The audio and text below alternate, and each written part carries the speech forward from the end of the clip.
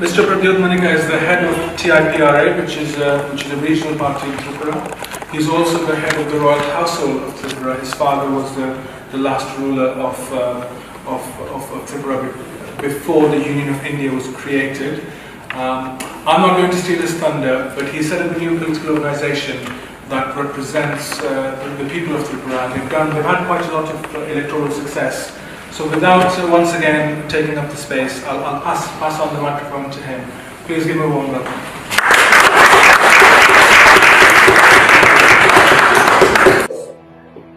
Let me start by saying that I come from a very tiny state in the northeast. A lot of the honorable members of parliament, a lot of dignitaries here. When you think about India, you generally think about Delhi, Bombay, Calcutta, maybe Bangalore. But you do not, or probably have not, Lucknow as well, but you haven't probably gone deeper into India. An India which has had strong cultural links with your country. Many people may not be aware that the role of India in the Second World War was at our borders, not in the Western theatre, but in the Eastern theatre, where our soldiers fought along with the British soldiers, gave up our lives for the Japanese, the Axis, and we fought shoulder to shoulder, not to protect just our land, but to protect an idea of India, an idea of a nation, an idea of a power of allies, which was against fascism, which was against rule, which was based on an entire thought and philosophy of plundering an entire region. We lost my grandfather himself in the field of the Burma Star. We lost our family members, but we fought, and we fought bravely, and the British government gave us the honor of a Burma Star. It's just not us. People in Nagaland, another part in Northeast, if you go there, you will see a war memorial. For our today, we gave up. For your today, we gave up our tomorrow. For your tomorrow, we gave up our today. People have sacrificed in Manipur.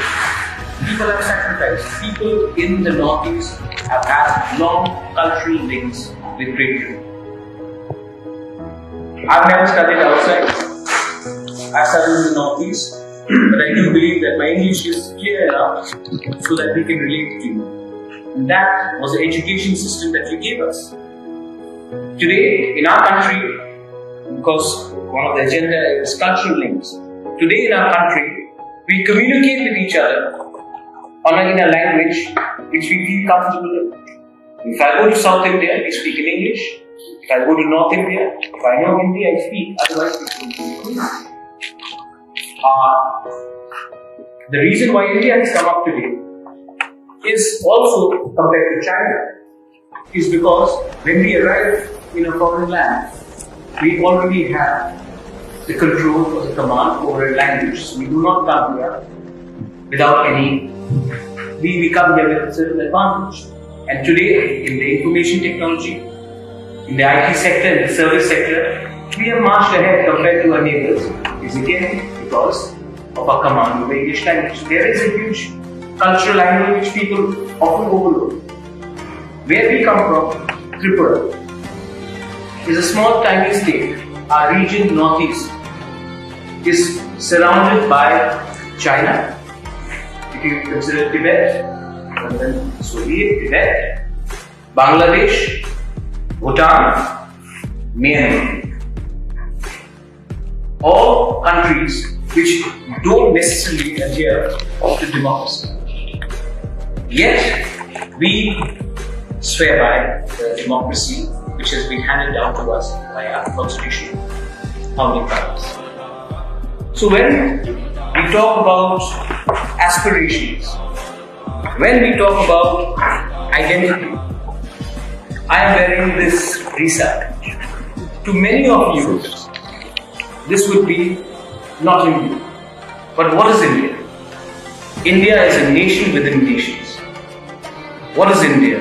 India does not have just one culture, which I'm sure you all know about it, but we need to deliberately do more. India does not have a particular look. India does not have a particular dress. India does not have a particular culture. Yes, we are a part of the Indian civilization. But I urge all of you, come visit the Northeast. Come look at us. Maybe you will find more closeness, historically, politically, and culturally, than the rest of the country. But that does not happen. Because it's like, I really like when Narendra said that his constituency will greatly benefit if India trade relations comes up, the trade agreement comes up. That's how London. It's an area which is beyond London. So there, Manchester, somebody from Plymouth, somebody from Portsmouth. The idea is that you have to go, you cannot just be dependent on big cities anymore. They have saturated. The growth of India or growth of any nation is no longer restricted to the cities. You have to look beyond it. And I'm very happy that today we have been given an opportunity to come and speak here. Honorable MP spoke about geopolitical issues. We know about geopolitical issues. We have been through geopolitical issues. We've been through insurgency, we've been through a lot of turmoil. But when I come here today, as rightly a member of parliament from he said that I come here as a proud Indian, and that conversation will happen in my country. But I also come here to tell my friends in Great Britain, in England, in the United Kingdom, that there is an India which is beyond Delhi, Mumbai, Bangalore. And time we look at that, people like us have struggled. Somebody said that we formed a political party. We're a small political party. But we are a small political party which fights on the issue of constitutional solution for our community. We are a small political party which is still fighting on the issue of only one, credibility. And our demand is within the constitution. And I would like all of you, much like you visit Delhi, please come to our park. Much like I have come to London, I would like to go to see the British countryside. There is so much that we have learned from you. And there are so many stories which have gone unheard. Just because it has not been told properly. We have cultural relations. We have emotional bondings.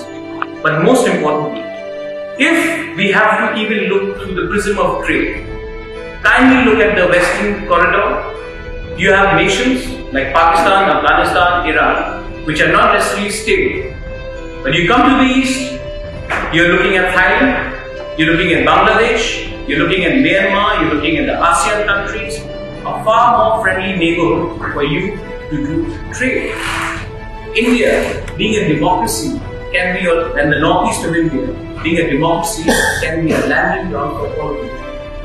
Education is something that we deeply desire. Because we believe, amongst our Tigrasa community, the tribals, that if you can provide us education, then tomorrow the economics of the state, the economics will proceed further. Manchester is a student town, I agree. So was Shillong. So was parts of Assam. So there are possibilities, but that possibility can only happen if we start giving each other time. So I'm very happy that we've met you.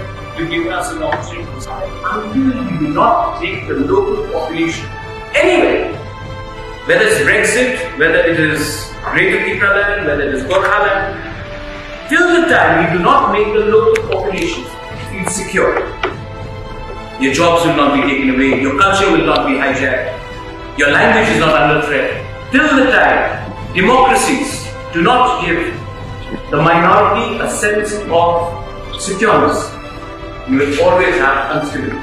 And that's where we can learn from you, and maybe you can learn from us. I come here with full respect and humility, and I hope you will reciprocate and give us a chance to listen. Malai na Hambai.